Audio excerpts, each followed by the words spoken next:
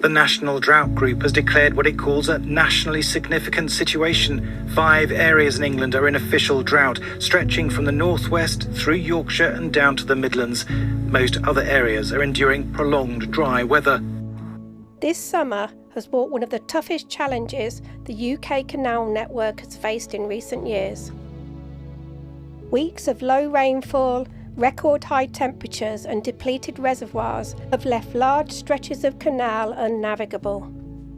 The Canal and River Trust has been forced to close sections of the network, leaving boaters stranded and businesses struggling. Marinas have taken the drastic action to place stop planks at their entrances in an attempt to protect themselves from the falling water levels. The canals are eerily quiet on what's usually the busiest time of the year, and you can see evidence of how much the water levels have dropped all across the area. For continuous cruisers, people who live full-time on their boats like us, the closures have meant difficult choices and endless changes of plans to make the best out of the situation.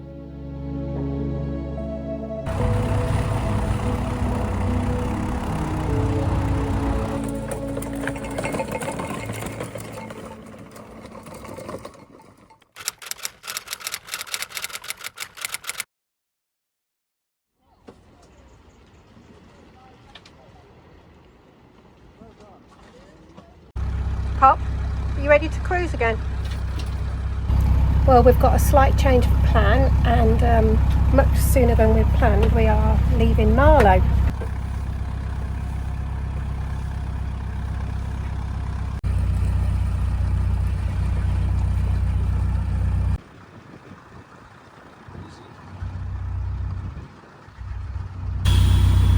That was an unexpectedly short stay, wasn't it?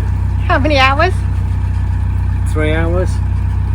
So we found a lovely mooring in Marlow, the elusive Marlow mooring, and got moored up, and then checked our emails, and there's 2 emails from the CRT talking about the water shortages that are ongoing and the likelihood that they're going to lock the canals down. As you will be aware, we've been experiencing drought and prolonged dry weather across the country, with the current water shortfall situation in England now defined as a nationally significant incident. Many of the reservoirs that supply our canals are now at extremely low levels. Our team is working to manage the situation as responsibly and carefully as possible. With little prospect of substantial rain in the short to medium forecast, we're now putting contingency plans into action to prioritise boater safety and ensure access to essential facilities as we continue to make the most efficient use of the water we have remaining. We may soon have to introduce temporary navigation closures on more stretches of the network and install stop planks to conserve water in key areas where boats can remain safely moored. To help you prepare, we strongly encourage all boaters to start making plans now.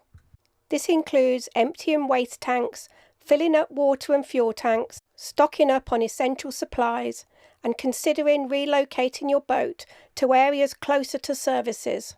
Or if you have a home mooring, return your boat to your marina or mooring.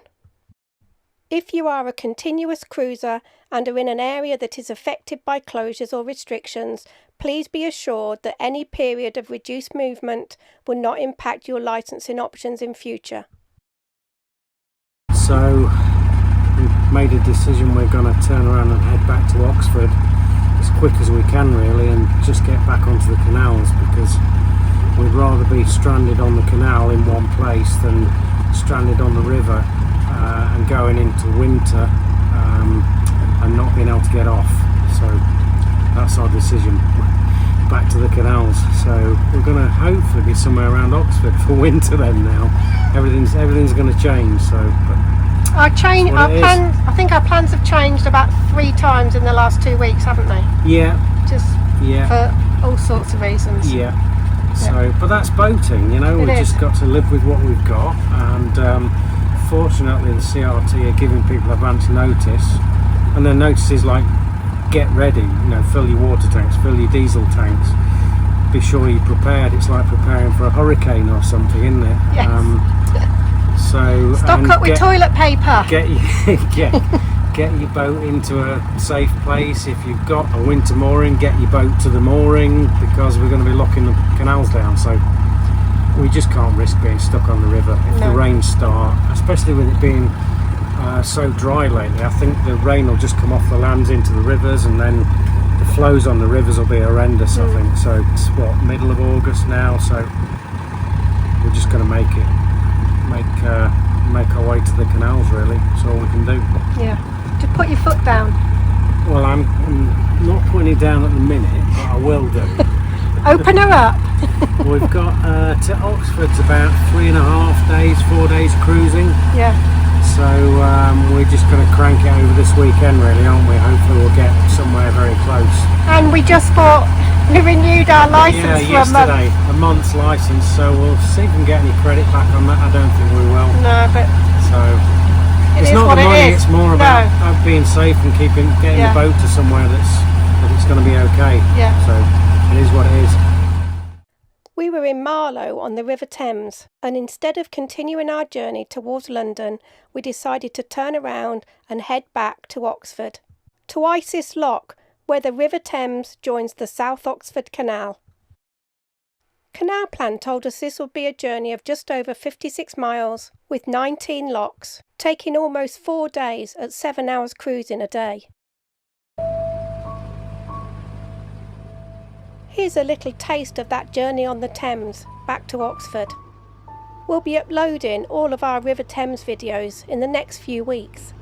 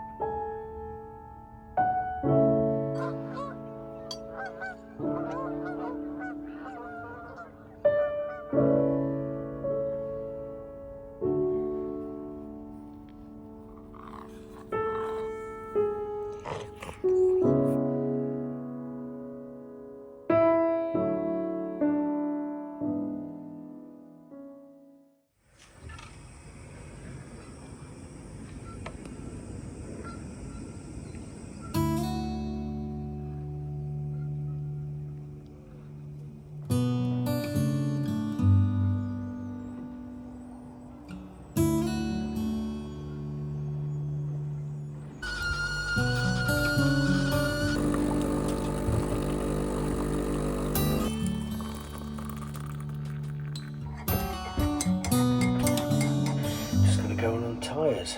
What time is it? 6:29. Come on, tyres.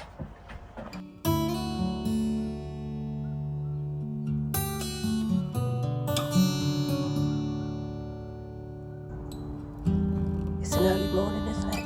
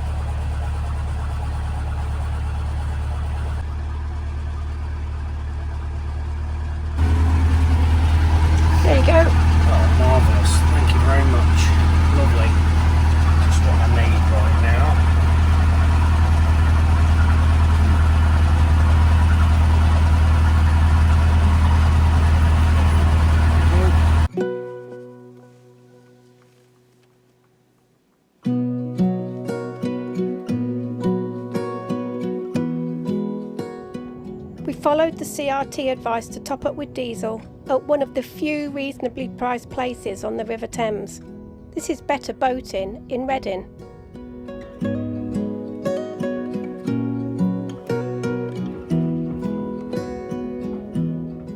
You'll see so many more stunning riverside properties in our upcoming videos.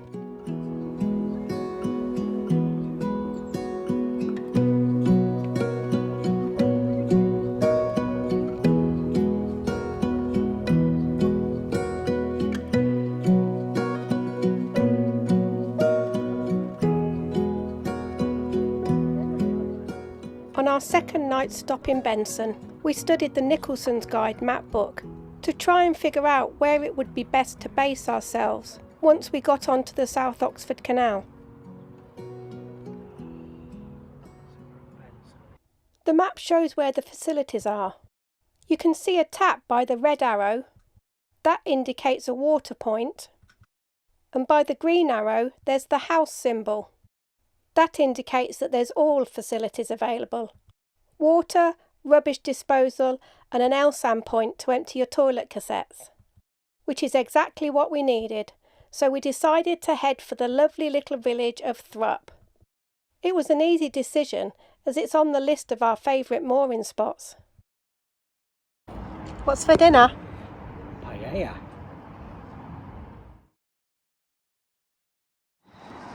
What's for dinner? I'm making a sumptuous Barcelona paella. Now he's just being silly because I told him to speak up. Dinner is served. Dinner is served on the towpath. Look at this. This is a towpath first for us. Sort of towpath. We've got our own little island, haven't we? It's lovely. Yeah.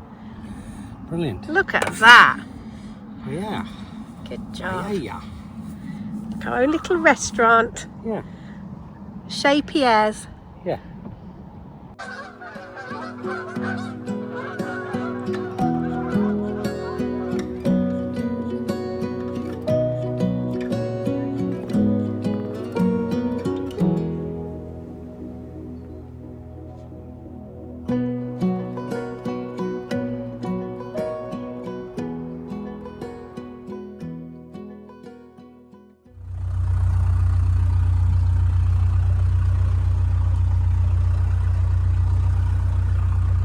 Early start, 6:51. Another good one.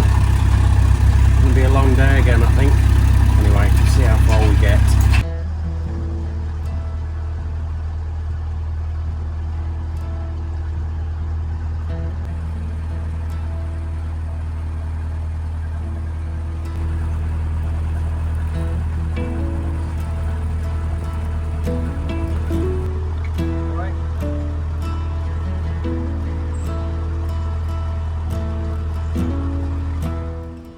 As we approached Abingdon Lock, it was so apparent how much lower the water level was since we'd passed through there a few weeks earlier. Back then, you could only see a tiny tip of the sandbank.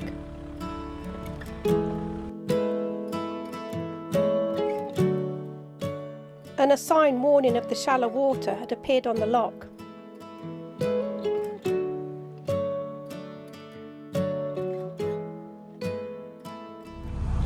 There's the sign for the Oxford Canal. It's taken us 2.5 long days. Canal plan said 3.5 days, so we've been cranking it and getting up early. But we've made it. Just through one lock, then we're back on the canal.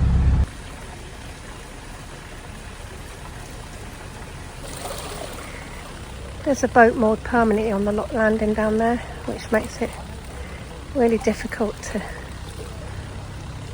come onto the get off on the pontoon.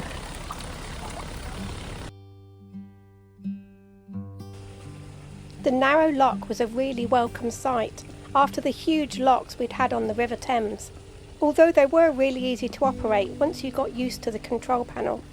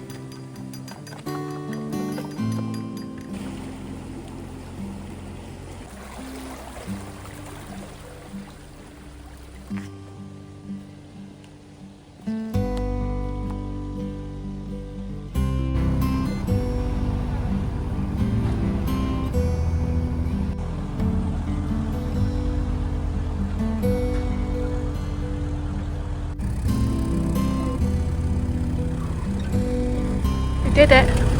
Right guys, we did it.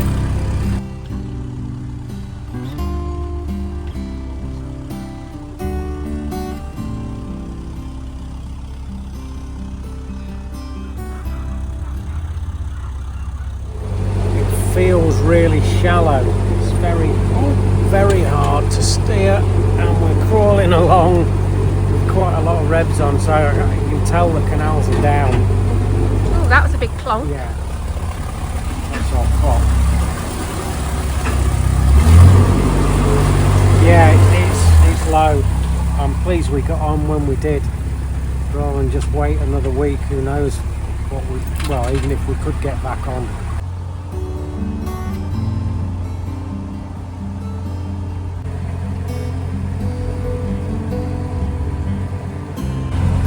You can see how low it is there from that armco just there.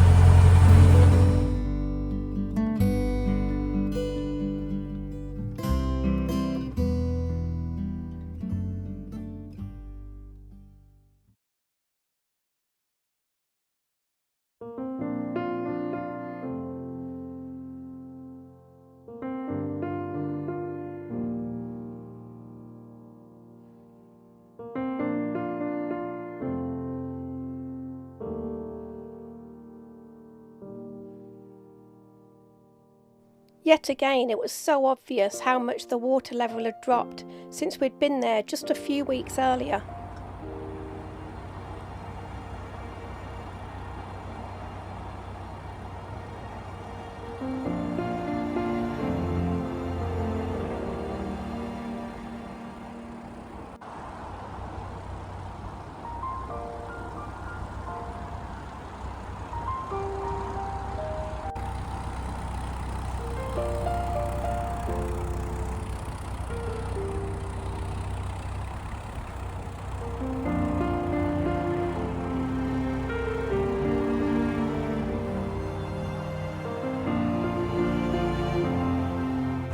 And the low water levels were making it really hard to get into the side.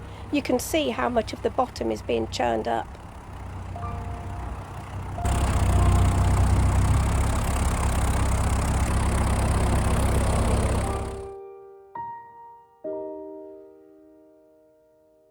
And after worrying that everybody else would have the same idea as us and head for Thrupp, there were so many free moorings.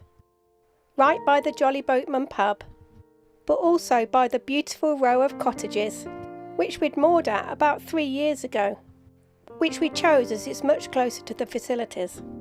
And of course we had to head back to the Jolly Boatman for a celebratory drink. And we were just in time for Sunday lunch too. Then we settled into our new home, for the time being anyway.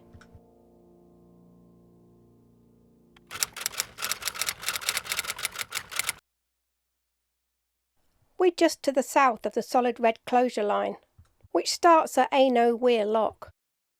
There's been so much speculation and rumours on social media, so we decided to take a drive and go and have a look at our local area to see it for ourselves.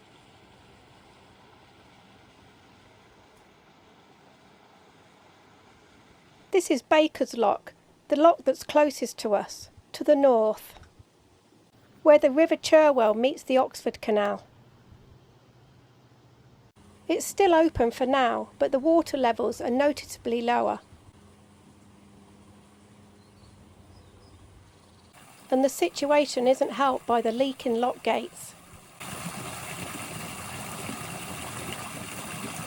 There's been much speculation that these extensive closures are the result of the drought situation, but also a lack of maintenance of the historic network by the cash-strapped Canal and River Trust, which is severely underfunded. The moorings were empty, and just a few weeks earlier we'd struggled to get a spot just here.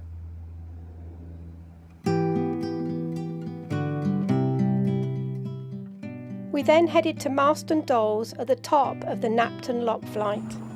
Time restrictions on passage through the locks were implemented quite a while ago now, but with water levels so low, a full closure was inevitable.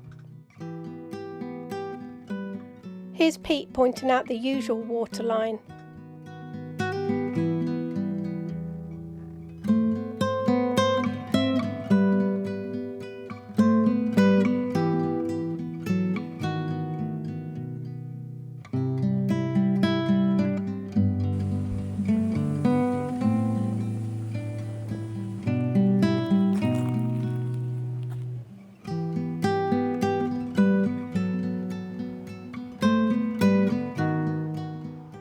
And the only boat we saw was taking the advice of the CRT and moored right next to the water point.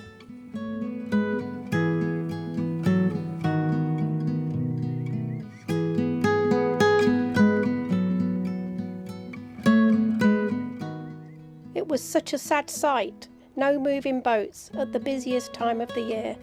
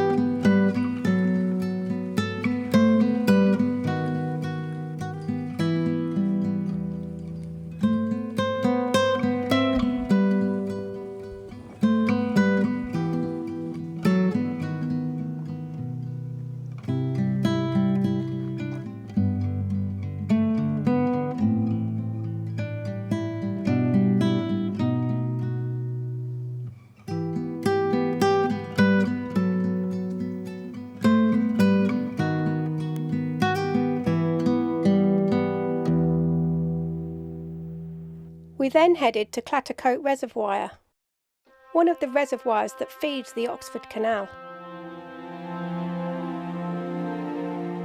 The water levels at Clattercoat Reservoir near Banbury are at their lowest point for 30 years. Here's what it looks like at full capacity. Compare that same spot to a few days ago, on the 25th of August. And you can see exactly why the canals are suffering so much.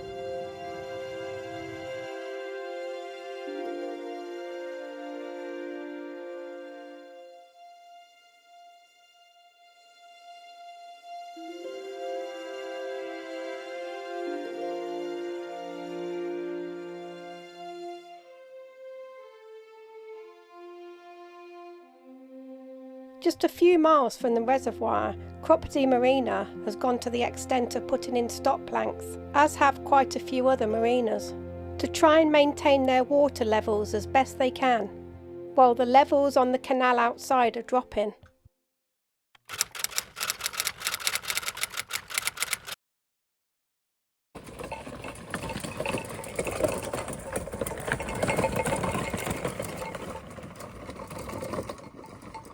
So just as the Canal and River Trust advised, we moored up close to facilities. In fact, just a little walk away, somewhere to dispose of our rubbish, an L-sand point to empty our toilet cassettes, and a water point to fill our water tank. It's actually quicker and easier to use our water cubes and bring everything along in the folding wagon, rather than untie and manoeuvre the boat to the facilities.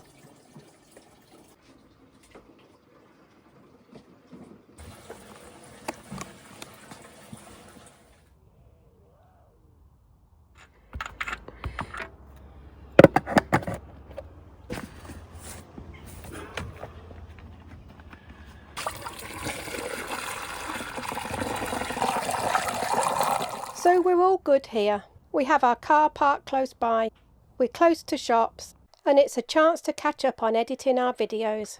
This is my bedroom office, where I keep the dogs quiet while Pete's on conference calls. We're grateful for any rain we get at the moment. It's raining, Pop. And on Monday night, a little piece of Italy comes to Thrupp, with Uggie's Pizzas in the boating car park.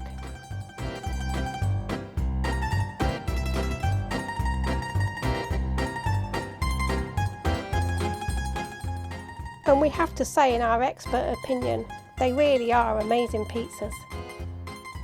And even Hamish has made himself at home at the local pub.